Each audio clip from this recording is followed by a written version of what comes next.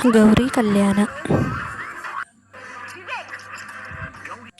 ಗೌರಿ ಕಲ್ಯಾಣ ಇವತ್ತಿನ ಸಂಚಿಕೆಯಲ್ಲಿ ಏನಾಗುತ್ತೆ ಅಂತ ನೋಡೋಣ. ಈ ಕಡೆ ವಿವೇಕ್ ಸ್ನಾನ ಮಾಡಬೇಕಾದ್ರೆ ಅಲ್ಲಿ ಬಿದ್ದು ಪೆಟ್ಟಚ್ಕೊಂಡಿರ್ತಾನೆ. ಅದನ್ನು ತಿಳಿದ ಗೌರಿ ಅವನು ಅಲ್ಲಿ ಕಿರ್ಚಾಡೋದನ್ನು ನೋಡಿಬಿಟ್ಟು ಅಲ್ಲಿ ಹೋಗಿ ಅವನನ್ನು ಕರ್ಕೊಂಬಂದ್ಬಿಟ್ಟು ಚಾಪೆ ಹಾಸ್ಬಿಟ್ಟು ಅಲ್ಲಿ ಅವನನ್ನು ಮಲಗಿಸಿ ಅವನಿಗೆ ಎಲ್ಲಿಗೆ ಪೆಟ್ಟು ಹತ್ತಿದೆ ಅದನ್ನ ಬಿಸಿ ಕಾವು ಕೊಡಬೇಕು ಅಂತೇಳಿ ಅವನು ಮಲ್ಕೊಳ್ಳಿಕ್ಕೆ ಹೇಳ್ತಾಳೆ. ಅವನು ಮಲಗಲ್ಲ ಅಂತ ಹೇಳ್ತಾನೆ.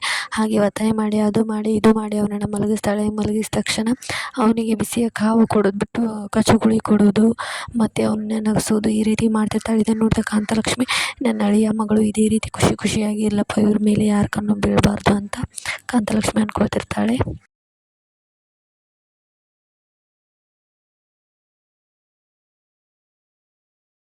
ಅದೇ ಟೈಮ್ಗೆ ಸರಿಯಾಗಿ ಸಂಗೀತ ಅಲ್ಲಿಗೆ ಎಂಟ್ರಿ ಕೊಡ್ತಾಳೆ. ಸಂಗೀತ ಎಂಟ್ರಿ ಕೊಟ್ಟ ತಕ್ಷಣ ಏನಾಗುತ್ತೆ ಅಂತ ಅಂದರೆ, ವಿವೇಕ್ ಮಾಡೋದನ್ನು ಎಲ್ಲರೂ ನೋಡ್ತಿರ್ತಾರೆ. ಚಂಚಲ ಹಾಗೂ ಸರಿತಾ ಇಬ್ಬರು ವಿವೇಕ್ ಹಾಗೂ ಗೌರಿ ಮಾಡೋದನ್ನು ನಿಂತ್ಕೊಂಡು ನೋಡ್ತಿರ್ತಾರೆ.